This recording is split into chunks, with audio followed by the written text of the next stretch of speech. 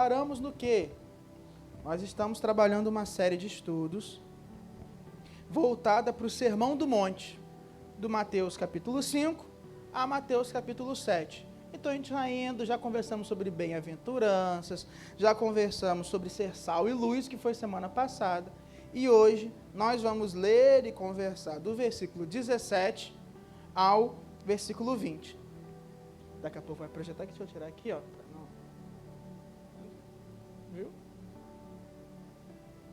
Agora eu que estou fazendo sombra, né? Já achou, amém?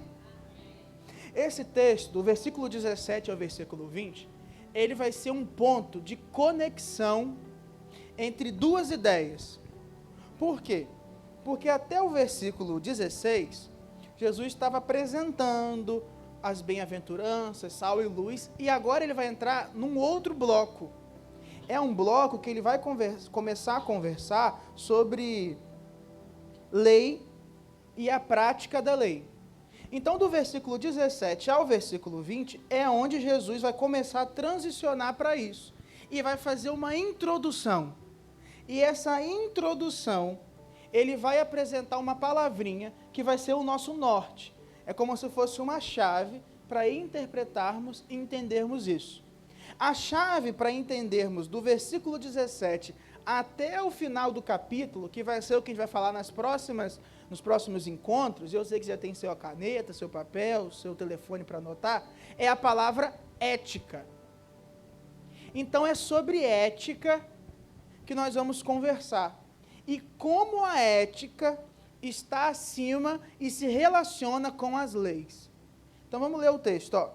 Jesus fala assim: não pensem que eu vim para revogar a lei ou os profetas. Eu não vim para revogar, mas para cumprir. Porque em verdade eu lhes digo, ou em verdade vos digo, até que o céu e a terra passem, nem um i ou um tio jamais será retirado da lei, até que tudo se cumpra. Aquele, pois, que desrespeitar um destes mandamentos, ainda que dos menores, e ensinar outros a fazer o mesmo, será considerado pequeno no reino dos céus. Aquele, porém, que os observar e ensinar, será considerado grande no reino dos céus. Porque eu afirmo que se a justiça de vocês não excederem muito a dos escribas e fariseus, jamais entrarão no reino dos céus. Repara, Jesus faz diferença entre dois grupos, vocês e os escribas e fariseus. Porque ele fala, vocês têm que ter uma justiça maior que a dos escribas e dos fariseus. E para isso, ele trabalha apresentando a justiça que o povo de Israel conhecia na sua época. Versículo 17, qual é a justiça? A lei e os profetas. Pastor, o que é a lei e o que são os profetas? E isso é muito importante, porque aqui eu vou entender, por exemplo, por que a cura não guarda o sábado. E isso é totalmente importante, porque a gente não guarda o sábado, mas tem o princípio que Deus mandou do dia de descanso. Opa, não entendi. Então vamos com calma. A lei, que em hebraico seria a Torá, são principalmente os 10 mandamentos que Deus entregou a Moisés. Só que para o povo de Israel, a lei era maior. Eles consideravam os 5 primeiros livros da Bíblia, que também são chamados de Pentateuco. Ou seja, para eles, de Gênesis, passando ali por Êxodo, Levíticos, Números e Deuteronômio, era a base de toda a fé que eles tinham. Essa era a lei. O que um judeu deveria fazer, então? Cumprir a lei. Dentro desse texto, eu tenho de fato o que Deus entregou ao povo como lei, mandamento. Eu tenho os 10 mandamentos e uma série de coisas que Deus mandou fazer. Exemplo, ele vai ensinar quando um boi entrar na sua terra. Ele vai ensinar o que fazer no sábado, como fazer um culto. Ensinou-se várias coisas. Tudo bem? E isso tudo estava no grupo lei.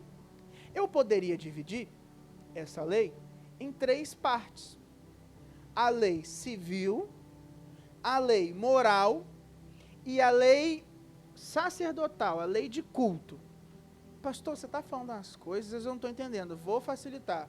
Lei moral é o que é certo e errado, os 10 mandamentos. Então, como eu sei que eu não tenho que matar alguém?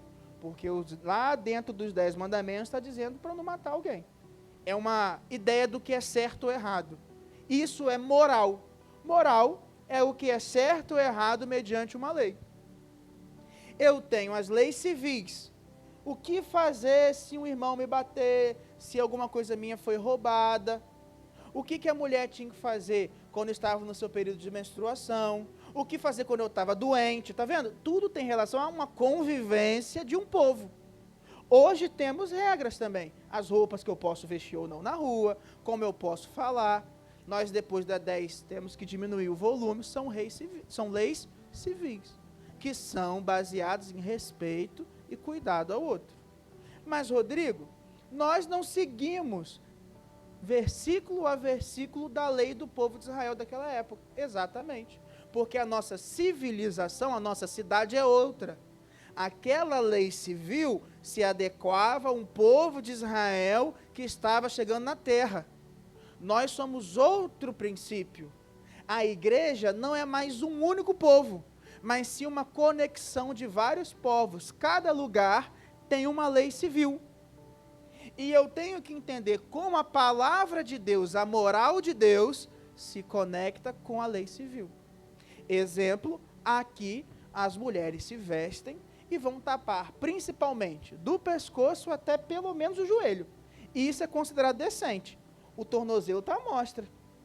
Existem regiões na África que as mulheres andam sem blusa, de seios à mostra, mas não podem mostrar o tornozelo. Vocês sabiam disso? Loucura, não é? Para eles, o busto não é sexualizado. É normal. Agora, mostrar a perna é começar a mostrar do seu corpo. Então tem que tapar o tornozelo. Aí se eu chego lá e acho que a lei civil é cobrir o corpo, não está fazendo sentido. Eu tenho que entender e amar e colocar uma moral, um certo ou errado para aquele povo. Mas isso não muda o que é não matar, não furtar. Está vendo que não ataca? Tudo bem. Então existia isso. Deus, olha como é que Deus é maravilhoso. Ensinou como o povo tinha que conviver. O mínimo. E também ensinou como tinha que cultuar. Aí tinha as ofertas, as festas. Só que quando Jesus vem, ele assume o lugar de principal mediador do culto. Então as coisas começam a ganhar uma outra forma. Eu não preciso entregar mais um animal pelo meu pecado. Por quê? Porque Jesus é o sacrifício perfeito. Então as leis de culto e adoração mudam com Jesus. Então mudou como eu convivo em sociedade, mudou como eu cultuo a Deus. O que não mudou? O que é certo e errado mediante a moral da Bíblia. Os 10 mandamentos. Só que tem um problema, querido. Só seguir a letra fria não é o que Jesus queria. E Jesus vai do versículo 17 até o final do capítulo mostrar isso. Tanto que ele vai falar assim, ó, lá na frente, a gente conhece. Vocês ouviram, ame o seu próximo, eu, porém, vos digo, amo o inimigo. O que é mais fácil? Amar quem é próximo ou amar o seu inimigo? Quem acha que é amar o próximo, levanta a mão. Você é uma pessoa próxima, perto, geral, levanta a mão. Aqui, que isso? Está escondendo, levanta. E quem acha que mais fácil é amar o inimigo? Levanta a mão aí para eu poder saber quem é. É mais difícil que Jesus exigiu, não é? Vamos pensar. Jesus vai falar lá na frente, ó. Vocês ouviram, não adulterarás. Não traia. Mas se você cobiçar na sua cabeça a mulher do próximo, você já está em pecado. O que é mais difícil? Quem acha que é mais difícil não pensar e não cobiçar, levanta a mão. Vocês acham mais difícil trair? Vamos de novo. O que é mais difícil? Eu pecar na minha cabeça ou eu pecar na minha ação? Na cabeça. Repara, Jesus, ele dificultou na nossa ótica humana o que é certo ou errado. Porque Jesus não pegou simplesmente um versículo frio, um texto escrito e deu um código mínimo de conduta que eu fico olhando todos os dias tão somente. Jesus entregou algo por trás disso. É um porquê matar é errado. É um porquê adulterar é errado. É um porquê errado é errado. Isso eu posso chamar de ética. A ética, então, é o motivo de algo ser errado. E Jesus queria isso de nós. Então, quando eu leio o texto e ele fala assim, não vim revogar a lei e os profetas. Eu não vim mudar o que vocês aprenderam. Pelo contrário, eu vim cumprir. Enquanto esse mundo, céu e terra, não passar, nem um I é a menor letra do alfabeto grego, nem um I vai ser retirado da lei. Nenhum tio, nada vai se mudar. O que é certo e Deus ensinou que é certo, continuará sendo certo. O que é errado e Deus ensinou que é errado, continuará sendo errado. Ainda é esperado, como diz o versículo 19, e vai ser considerado um erro quem desobedecer a palavra e quem ensinar outros a desobedecer a palavra. E grande vai ser quem obedecer a palavra e ensinar outros a obedecer a palavra. E aí Jesus vai chegar no texto. Eu afirmo que a justiça de vocês tem que ser maior. E aí que está o problema, queridos. Qual é o nosso entendimento de certo ou errado? Se eu desafiasse a cada um aqui listar 10 coisas que acredita ser certo de se fazer. 10 coisas. Você ia listar algumas coisas. Algumas pessoas vão falar assim, ó, é certo pensar que eu não posso bater em ninguém. Aí eu vou listar, não baterei. É certo pensar que eu não posso xingar alguém, que eu não posso jogar lixo na rua, que eu tenho que respeitar a minha família. Você vai listar aquilo que você acha certo ou errado. A questão não é o que você acha certo ou errado. A pergunta ela é mais profunda. Por que isso é certo? E por que isso é errado? E dependendo da resposta, nós vamos perceber que nós nos acomodamos em viver certos e errados, sem saber o motivo. E estamos julgando e atrapalhando outros de conhecerem a Jesus, porque eu me tornei o que a gente pode chamar de um moralista.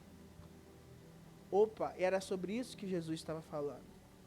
Os fariseus, os escribas, os mestres da lei, eram um grupo de pessoas que sabiam exatamente o que estava escrito no Antigo Testamento sobre certo e errado. Eles sabiam tudo, sabiam cada um desses tópicos. E ainda assim Jesus falou que não era isso que ele queria tão somente. Não faz sentido. Pensa, vamos dizer que eu chego aqui e falo, ó, você sabe a Bíblia inteira de cabeça? Aí você responde, sim, não é só isso. Tem que saber como viver, como amar. A partir disso, é a prática. Jesus aqui está mostrando que só saber não é o suficiente. Eu preciso ir mais profundo. E Jesus veio para cumprir. Jesus veio para quebrar alguns paradigmas. Jesus veio para mostrar que era possível alguém viver a letra fria, o que estava escrito, e ainda assim, porque se esqueceu de outra coisa, não cumprir o que Jesus queria. Exemplo, teve um momento que Jesus viu alguém que precisava ser curado. Pergunta a vocês, você fala sim ou não? Se alguém precisa ser curado, curar essa pessoa, é certo ou errado? Se você acha que é certo, você fala sim, se acha que é errado, você fala não. Responde aí. Curar, então, é certo. Só que tinha um problema. Era um dia de sábado. Naquela época, não se podia fazer nada sábado. E aí eu tinha um dilema. Qual era o dilema que estava diante de Jesus? Ou eu curo alguém, ou eu deixo esse alguém doente, e eu vou deixar de curar porque é sábado. Jesus curou a pessoa que precisava no sábado.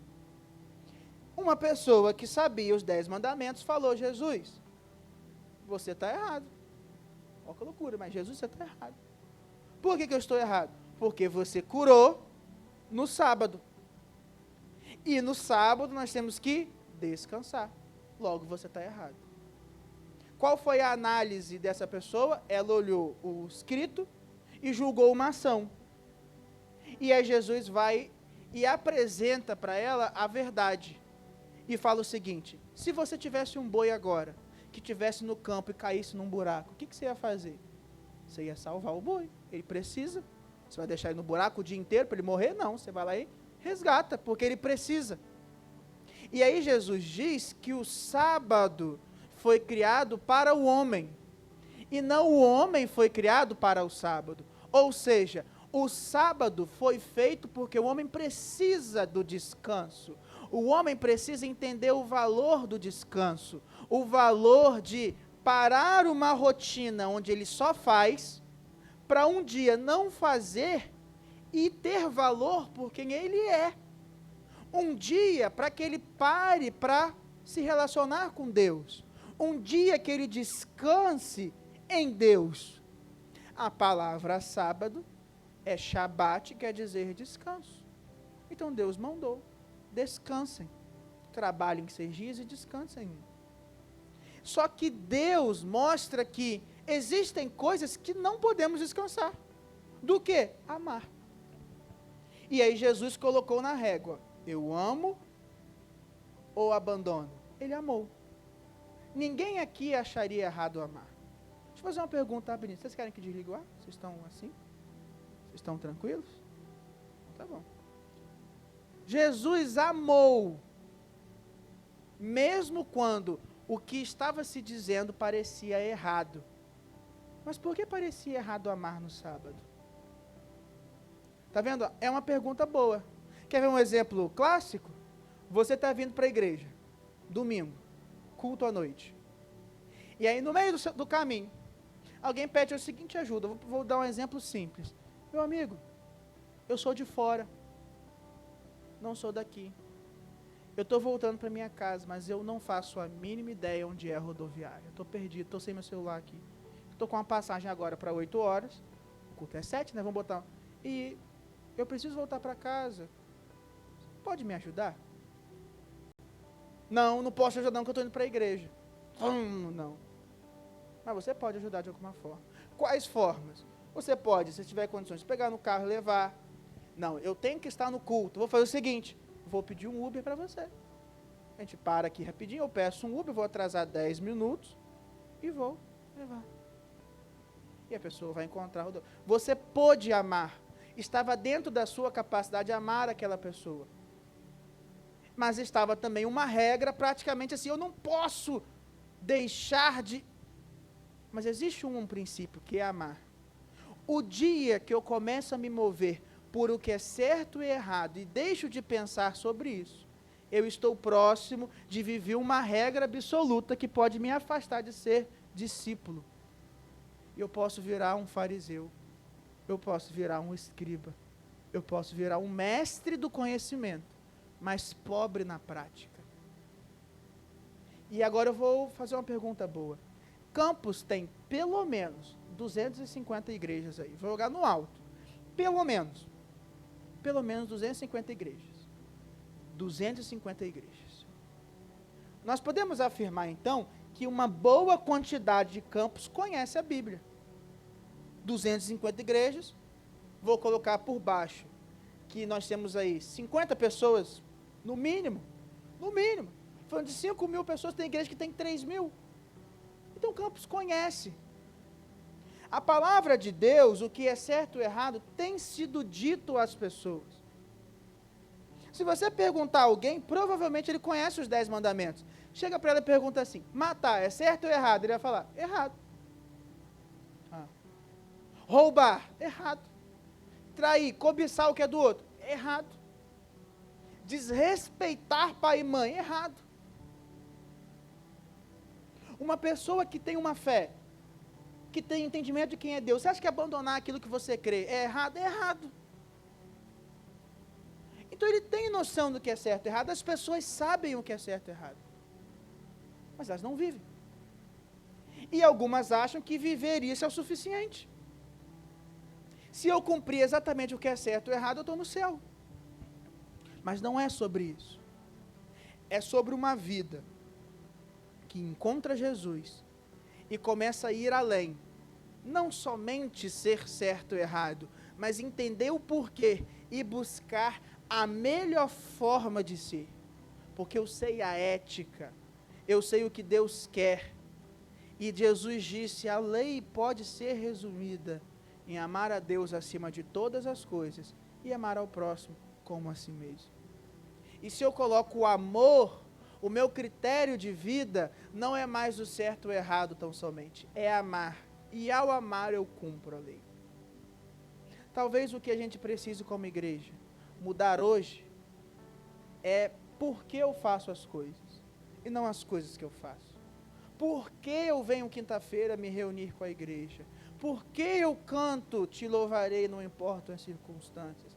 Porque eu realmente acredito que eu posso parar 10 minutos da minha vida, sentar do lado de uma pessoa, ouvir os pedidos e confiar que os meus pedidos, aquilo que eu preciso, realmente terá diferença se alguém orar por mim. Porque eu sou líder, porque eu sou membro, porque eu entrego dízimo e oferta, porque eu estou ouvindo aquele rapaz falar, por que eu leio a Bíblia, por quê? Os porquês, os motivos. Porque quando um motivo acaba, sua ética acaba, você enfraquece. E aí você vira alguém que só vive certo e errado. E muitas vezes a pessoa que vive certo e errado, ela tem a característica de julgar. É normal. Por quê? Porque se eu sou muito certo, tem algo que eu vou julgar. E nós não podemos ser uma igreja que se senta num trono, se senta numa cadeira de juiz e passa a assumir um lugar na sociedade de quem disse que é certo e errado, detentores da moral. Eu não posso assumir um lugar do meu trabalho, ser o cara que olha e fala, ih, pegou o troco, errado. Atrasou, errado. Não conhece Deus, está errado. É corrupto, está errado. Esse lugar é fácil. Olhar os políticos, estão errados. Ver o cara atravessar o trânsito, está errado. O certo é. Falar o certo é fácil. O problema é que viver de certo e errado é levantar um teto de vidro. É um dia perceber que nesse negócio de certo ou errado, tem algo que eu desobedeço. Tem algo que eu descumpro. Porque eu estou muito no certo ou errado. E aí eu começo a buscar os mínimos. Ah, errado, então é beber. Não, errado é me embriagar. Não, o que é errado? Então eu vou fazer uma linha. Se eu beber 6 latas de cerveja, eu não embriago. É isso que o pessoal fala. Então eu vou beber 6, não vou para a 7ª. Trair é beijar.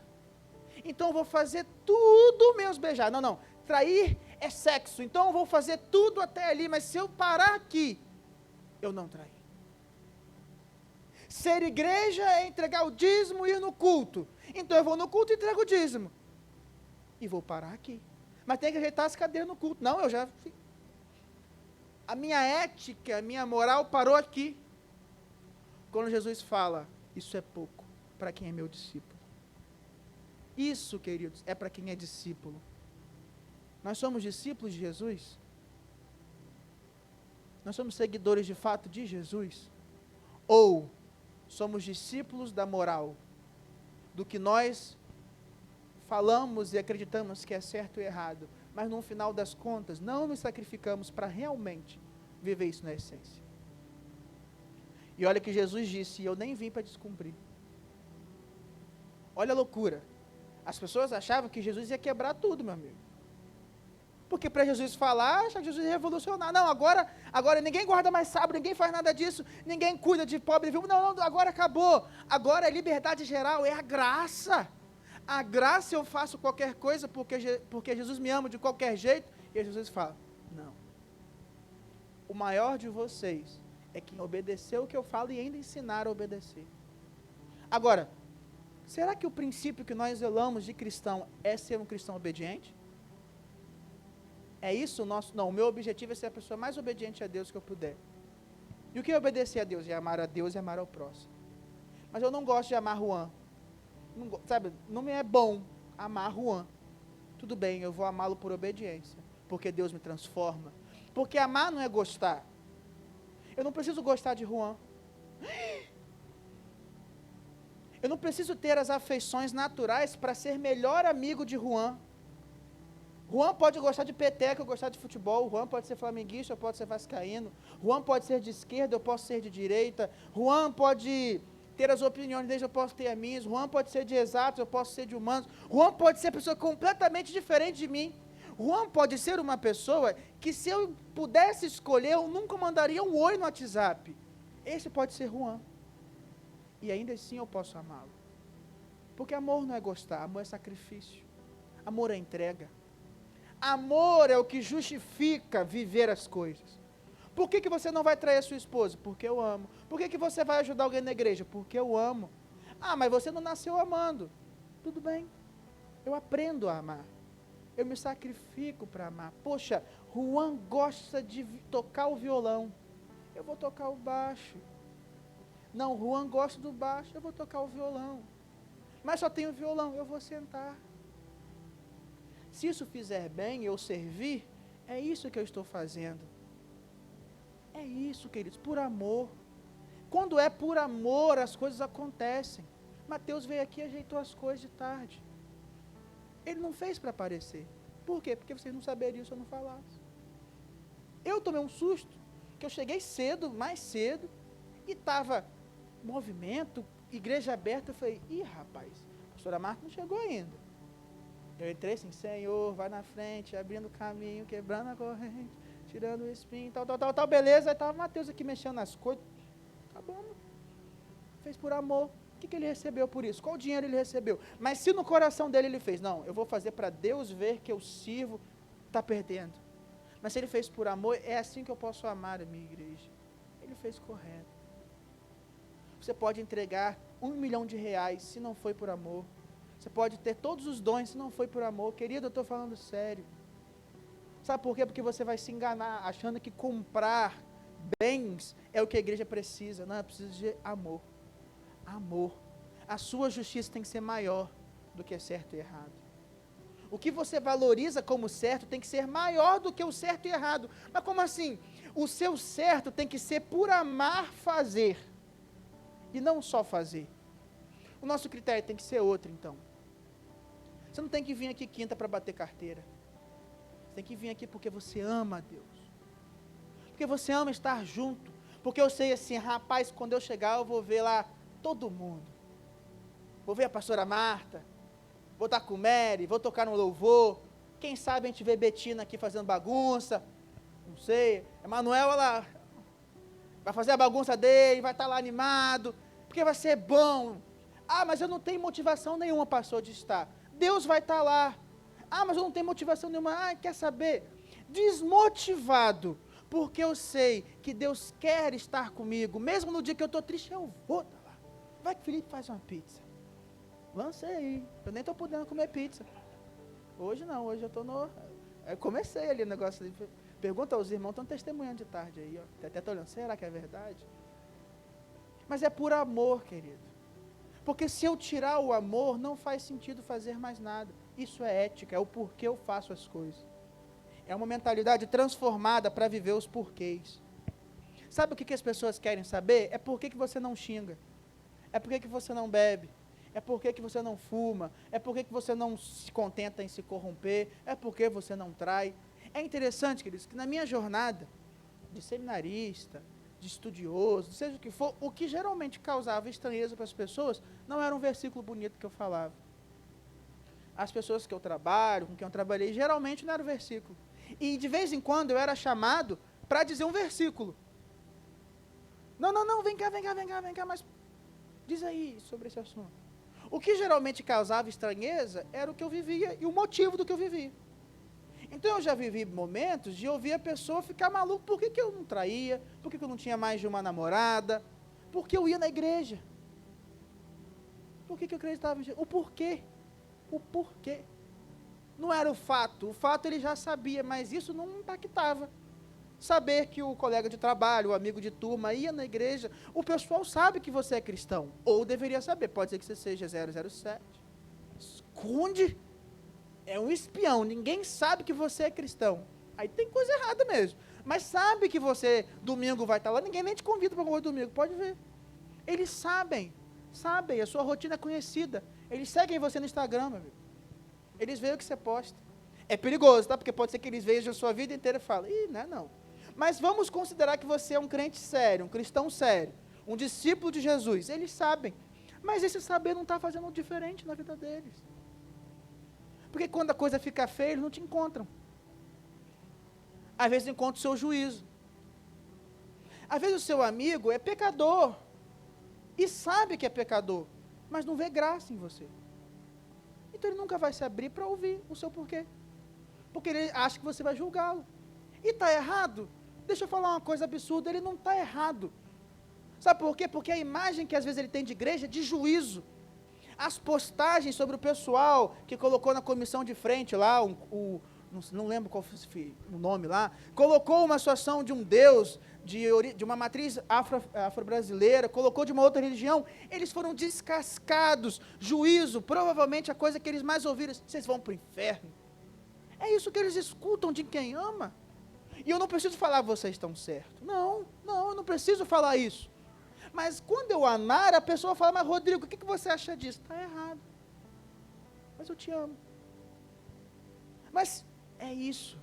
É um comportamento, porque se eu vivo a moral, o certo e o errado, eu sou levado a julgar, eu sou levado a decretar, eu sou levado a dizer aquilo que não é certo para mim, e expulsar isso como errado ao preço que for. E os fariseus, sem querer, talvez, colocavam um padrão de santidade tão alto que eles não cumpriam e nem deixava que outros vivessem, porque eles estavam errados. Mas para eles estavam certos. E aí Jesus vem e fala, a justiça de vocês tem que ser maior. E não adianta só fazer, porque a gente vai estudar e ver que eles faziam, eles davam o dízimo de tudo, eles oravam em público, eles davam esmola.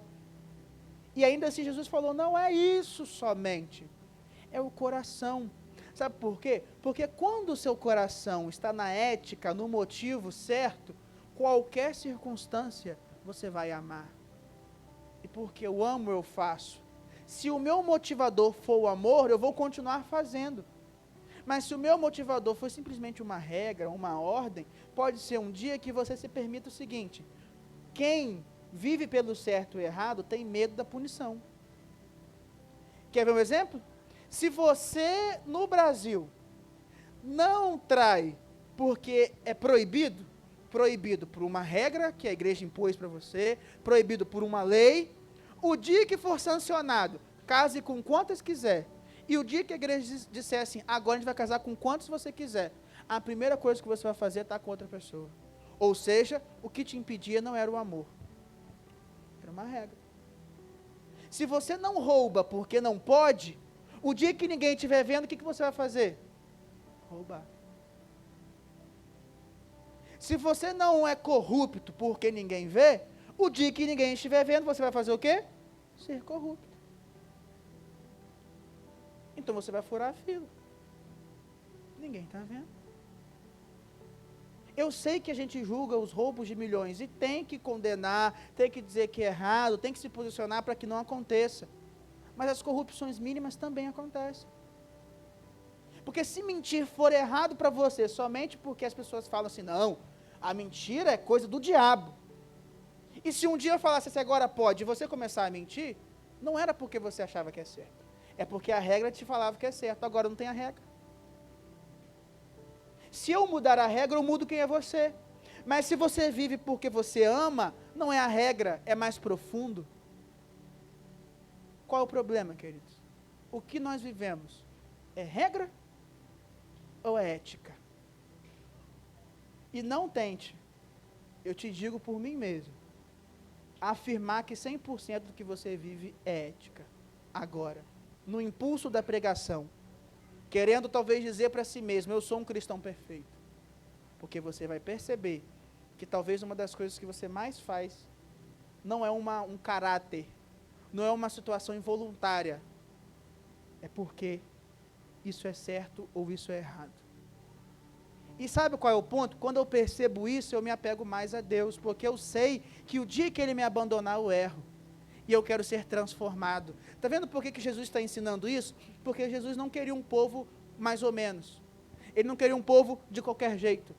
Ele não queria um grupo que quando ele virasse as costas, eles iam fazer outra coisa. Ele queria um grupo que fizesse sacrifício. Então ele disse, vocês vão ser abençoados, vocês vão ser sal e luz, mas deixa eu aumentar aqui o sarrafo, a justiça de vocês tem que ser maior do que o povo que vocês estão criticando aqui hoje. E justiça maior é uma ética, é um motivo para uma escolha. Sabe por que alguns, talvez muitos casamentos acabam? Porque você deixou de escolher o seu casamento e priorizou outras coisas. Sabe por que amizades acabam? Porque você deixou de escolher seus amigos e escolher outras coisas. Sabe por que às vezes o seu relacionamento na igreja acaba? Porque você deixou de escolher amar e fazer a diferença e ser diferente por outras coisas. Uma das coisas, eu sou assim, cresci assim, vou ser sempre assim. Quase canto, Gabriela, eu sou assim mesmo, sou ignorante, eu não suporto as pessoas, sou impaciente, eu não escuto áudio, eu não converso com as pessoas, não quero saber, ora para mim, quinta-feira eu não abro mão, domingo eu não abro mão, eu sou assim, eu sou isso, eu não vou mudar isso por causa de ninguém. E tudo bem, querido, só não diga que você é discípulo de Jesus. Porque a primeira coisa que Jesus fala é, você não muda por ninguém, mas vai mudar por mim. E quando você mudar por mim, você vai mudar por todos e com todos. Ah, mas eu não quero mudar por Jesus, então não tem mais o que eu possa te falar para querer mudar. Porque se Jesus que morreu na cruz por você, não é motivo, não é razão suficiente para você fazer tudo o que Ele manda, não tem outra motivação. Não tem. Mas quando eu entendo que Jesus fez tudo isso por mim, eu me sinto até sem graça quando eu não faço. Eu me sinto constrangido. Eu fico, puxa vida, eu não amo Juan e Jesus me amou. Poxa, mas Juan nem é tão ruim assim. Não, mas Juan podia ser a pior pessoa do mundo, meu amigo. Ele podia ser a pessoa que você mais odeia. Sabe aquela coisa do filme? O cara chega num lugar e aí fala, você vai trabalhar em grupo com uma pessoa.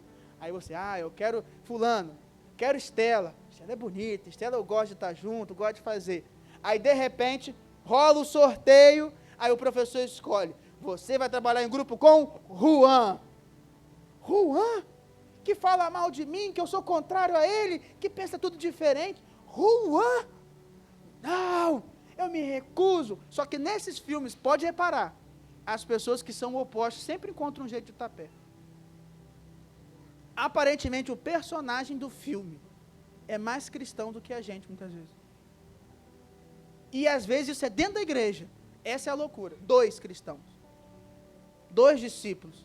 Quem tem que olhar e falar assim, rapaz, é Juan mesmo. É nada, eu vou embora, eu vou sair dessa igreja. Juan não vai se eu sair. Aí Juan vai aparecer lá, você vai. Só que a gente faz isso com os erros das pessoas, com os pecados. Eu não vou fazer parte disso porque aqui todo mundo faz isso. Aí todo mundo faz isso. Está vendo? O seu padrão é certo e errado. E aí Jesus fala, e quando a responsabilidade de algo for sua, for você ser diferente, aí a sua justiça é maior. Aí eu tenho gente que se sacrifica. Tirou o teto de vidro. Não tem mais essa motiva. Não interessa quem é Juan. Porque existe alguém que eu posso controlar. Eu não posso controlar Juan. Mas eu posso pedir que Deus controle e transforme minha vida. Para independente do que Juan for, quer ele faça a pior coisa que ele faz para mim, o meu motivo, a minha ética é amar Juan. É a minha missão. É isso, queridos. Agora eu vou dar o aviso sobre sábado do evangelismo. Porque agora vocês entenderam que eu não sei qual vai ser o motivo que vai te impedir de vir. Vão ter vários. Quer anotar? Vão. E alguns realmente você não vai conseguir. Exemplo, Ramon trabalha sábado agora, né? Se fosse sábado agora, ele não tinha, está trabalhando, aí justifica-se. Mas tem motivos que não vão impedir. Deus tem despertado, a gente já está conversando sobre isso, já sabemos que nós temos que ir para as ruas. Nós ouvimos sobre isso semana passada, sobre ser sal e luz. E, pastor, não ouvi porque eu não vi. A igreja te ama tanto que gravou, está no YouTube. Tem lá, Princípios da Vida Cristã, uma playlist que a gente está vendo no Sermão do Monte. Você veio, Juan, aqui do passado? Vai ouvir lá. A gente vai falar assim, já ouvi, não responde. Então, para poder estar participando. E nós vamos no sábado que vem, não sei se é esse agora ou outro, no dia 2, fazer uma ação de expressão de amor. Vai dar os detalhes agora? Não. Domingo você vai saber os detalhes. Mas eu vou dar um spoiler, porque eu gosto desse spoiler. Eu vou perguntar se você tem em casa, você fala sim ou não. Se você disser sim e estiver em casa, você já está convidado. Você tem vassoura em casa, sim ou não? Tem sacola plástica em casa? Abre um parênteses, não sabe o que fazer, porque você já tem 25 sacolas dentro de uma. Tem sacola, sei lá, do Hiperbom Machê, que já acabou, que está dentro degradando, você não sabe o que fazer. Não está aguentando mais. Então você tem sacola e você tem vassoura. Agora a terceira coisa, você ama Jesus, sim ou não? Então você tem as 3 coisas que a gente precisa para o sábado. Que horas? Não interessa. Se for 5h30 a gente vem, porque a gente tem sacola, vassoura e ama Jesus. Ah, mas é para o outro, é para o reino, é para Jesus. Mas não vai ser às 5h30. A gente vai se reunir às 8. Os detalhes, domingo. Larga de ser ansioso. Não ande ansioso com coisa alguma. Mas por que nós vamos fazer? Essa é a pergunta.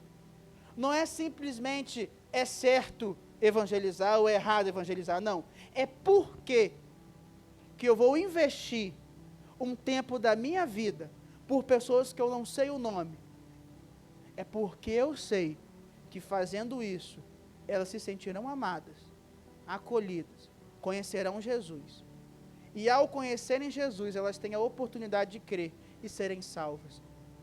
E qualquer quantidade de hora que você tiver, que for investida para que alguém tenha uma eternidade, valeu a pena. Então vale a pena. Mas é o porquê. Então o que eu vou fazer, pastor, com o que você falou aí, sair?